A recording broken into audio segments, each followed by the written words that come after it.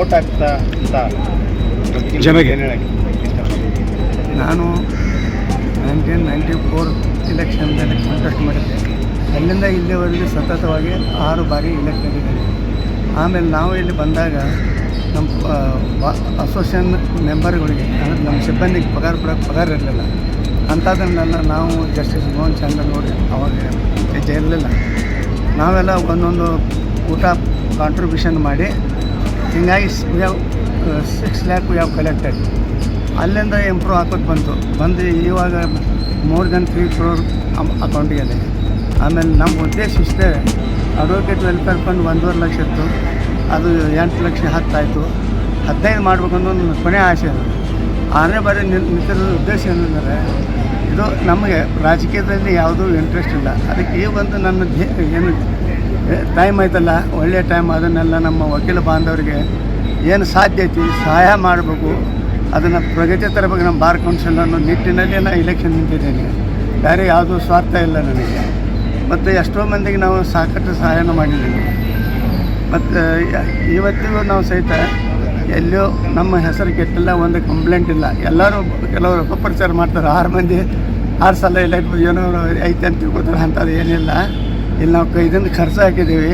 ಖರ್ಚು ಒಂದು 5 ಪೈಸೆನೂ ನಾವು ಈಗ ಬಾರ್ ಕೌನ್ಸಿಲ್ನ ಮುಟ್ಟಿಲ್ಲ. ಒಂದು ಚಹಾ ಕುಡಿಬೇಕಾದ್ರೆ ನಾವು ಪಾಕೆಟ್ನಲ್ಲಿ ಮಂದಿ ಹೋಗ್ಬಿಟ್ಟಿರ್ತೀವಿ. ಈ ಟೈಪ್ ಇದ್ದಾಗ ನಮ್ಮ ಬಾರ್ ಕೌನ್ಸಿಲ್ ಸುಧಾರಣೆ ಆಗಿದೆ. ಇನ್ನೂ ಸುಧಾರಣೆ ಮಾಡೋ ನಿಟ್ಟಿನಲ್ಲಿ ಕೆಲಸ ಮಾಡೋಕ್ಕೆ ಬಯಸ್ತೇನೆ ಅಂತೇಳಿ ನಾನು 2 ಮಾತುಗಳನ್ನು ಮುಗಿಸ್ತೇನೆ. ಆಮೇಲೆ ಒಂದು ಎಜುಕೇಟ್ ಮಾಡೋದು, ಇವು ಬಿಟ್ಟರೆ ಬೇರೆದು ಏನೂ ಇಲ್ಲ. ಈ ನಾವು ಚೌಕಟ್ಟಿನಲ್ಲೇ ಕೆಲಸ ಮಾಡಬೇಕಾಗುತ್ತೆ, ಅದನ್ನೇ ಡೆವಲಪ್ಮೆಂಟ್. ಈಗ ನಾನು ಚೇರ್ಮನ್ ಇದ್ದಾಗ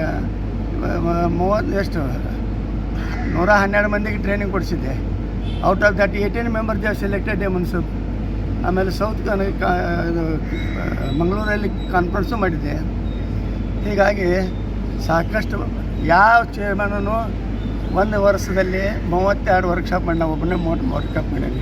ಆಮೇಲೆ ಈಚ್ ವರ್ಕ್ಶಾಪ್ ಪಾಕೆಟ್ ಮನಿ ನಾನು 10,000 ರೂಪಾಯಿ ಕೊಟ್ಟೀನಿ. ಪಾಕೆಟ್ ಮನಿಯಿಂದ ನನ್ನ ಬಾರ್ ಕೌನ್ಸಿಲಿಂದ 25 + 10.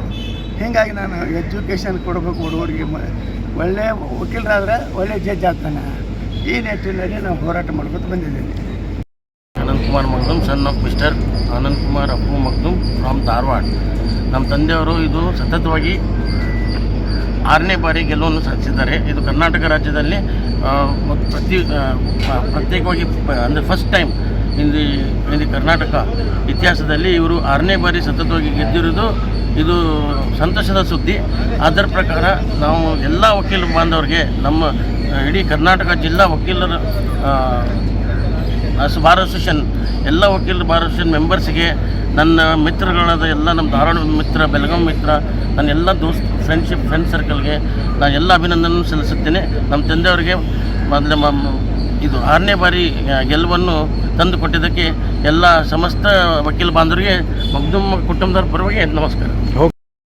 ಮಗ್ದುಮ್ ಸರ್ ಅವರು, ಆನಂದ್ ಕುಮಾರ್ ಮಗ್ದುಮ್ ಸರ್ ಅವರು ಸತತವಾಗಿ 6ನೇ ಬಾರಿ ಆಯ್ಕೆಯಾಗಿದ್ದಾರೆ. Bar council, Karnataka bar council ಹಿಸ್ಟ್ರಿಯಲ್ಲೇ ದಾಖಲೆಯ ಗೆಲುವು ಅಂತ ಹೇಳ್ಬೋದು.